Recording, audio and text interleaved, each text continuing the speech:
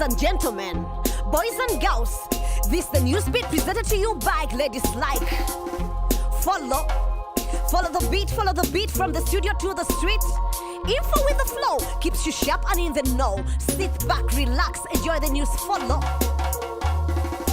Have they started extracting oil in Uganda already? I'm a bit wary. It's not because we have oil as a country that it helps eradicating poverty. Listen up, in Angola, there has been some controversy. Manuel Vicente is the former vice president of Angola, an oil-wealthy country in South Africa. Vicente was recently in the media because he has to stand trial in Portugal for money laundering and corruption. And that's an unusual situation. He's accused of bribing a Portuguese magistrate with $850,000 to be accurate. The deal happened when he was CEO in Sonangol. This is Angola's national oil company. Allegedly, Vicente paid the bribe to stop money laundering investigations. Two of Vicente's financial representatives also face accusations. The Angola authorities are not amused that Vicente has refused to attend his own trial, being upset in an ex-vice presidential style. Here's an interesting bit of history. Most of the population in Angola live in poverty, despite the huge oil wealth in the country. On the Corruption Perception Index, Angola is seated at the back. It's ranked 164 out of 170 countries, which explains the poor population and extremely rich politicians and their families.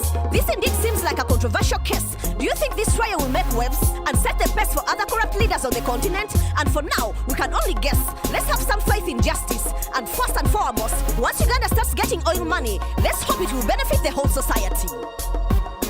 Hey, did you see the Makerere graduations on TV? Yes, I did. Thousands of students finished their studies. For one student, it was an extra special day. Isaac Chazé has come a very long way. Isaac received his bachelor's degree of medicine and surgery, but to get there, he had to fight prejudice for years. Isaac was born with albinism, and all his life he has been dealing with criticism. Albinism is a congenital disorder causing absence of skin, hair, and eye color. This is because people with albinism lack pigment in skin and hair, which makes their hair light and their skin fair. According to the African Albino Foundation, some 8,725 people in Uganda live with albinism. Albino children are often bullied. Some even quit school very early. Isaac Chazé says he has always had his parents' support, but they too had to make a big effort to ignore the ill talk in the village. They always saw their son like any other child, like God's image. Now Isaac is an intern doctor at Mengo Hospital, and he has a message for youth with albinism, which should be heard by us all. He says, let nobody intimidate you. You have a brain just like all the other kids do. What an inspiring story. We wish Isaac a splendid career and hope that role models like him can eventually make the stigma around albinism disappear. I'm Riff HD reporting for NEWZBEAT. Uganda has its doors wide open, especially to refugees from South Sudan, who nearly number 1 million. Most of them have started in Bidi, a big camp almost the size of a city. But Uganda hardly has the resources and facilities to support all these refugees. One major challenge is light and electricity, but this is changing at the hands of Esteri. Esteri Kabonero was raised in America. She worked in Rwanda and then returned to Uganda. She wanted to help the refugee situation. Her heart was moved by the terrible conditions. How could she make the future seem bright? Her starting point was to provide light.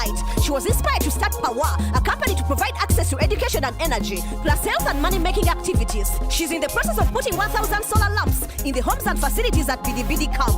Efforts are underway for fundraising through social media and crowdfunding. 300 solar lamps have been raised by her call under the campaign hashtag Powahall. Don't get it twisted, it didn't come easy. Getting this far was tough for Esteri, but with vision and focus, she's closer to the goal of providing renewable energy for all.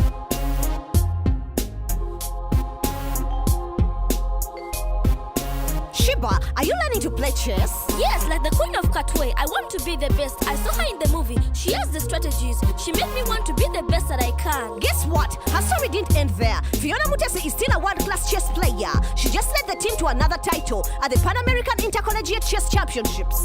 Wow, she's still winning across the board. Of course. After they saw her brain and strategy, she got a scholarship from the Northwest University. It paid off. She just led them to a trophy, beating big players like Oberlin and Columbia University.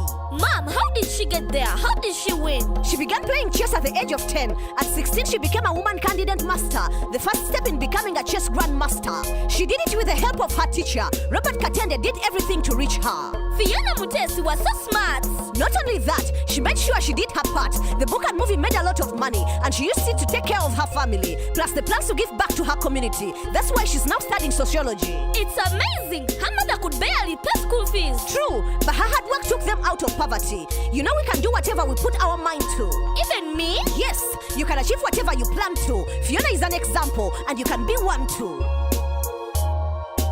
That was the news on the beat. Next week will be another hit. Still ladies like reporting live and direct with love and respect.